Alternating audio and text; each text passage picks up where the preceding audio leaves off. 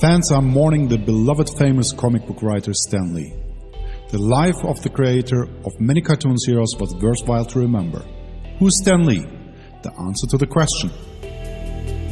He was born in 1922 in Romania, the child of a Jewish worker family.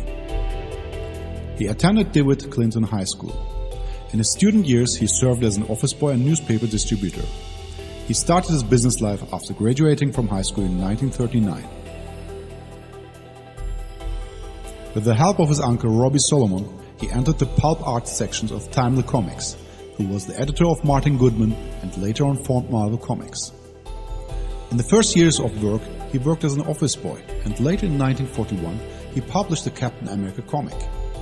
Stan Lee Martin Lieber, who took his place in the third issue of the comics, which would become a legend in the following years, started to use the name Stan Lee by dividing his name.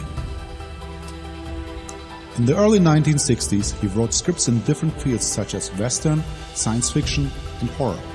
He was later entrusted by Martin Goodman with a task to create a series of superheroes to rival DC. The first work created by Stan Lee and his friend Jack Kirby was Fantastic Four. This was followed later by comics such as The Hulk, Thor, Iron Man, X-Men, Daredevil, Spider-Man, and many to come.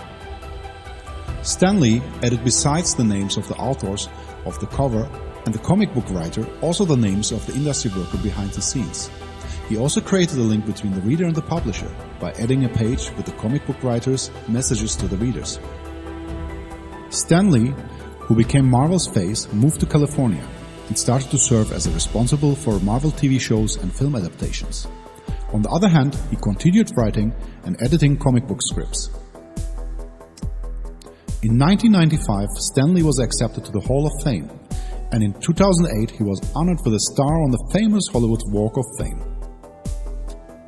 Lee, who usually edited himself as one of the background characters in the stories, surprised also the movie fans with cameos. On October 2, 2009, the Stan Lee Days in Los Angeles and Long Beach were held on behalf of Lee, who won many awards including the National Medal of Arts and Scream Awards. This is a lethal weapon. I must have absolute silence. This is a big event. Here we go.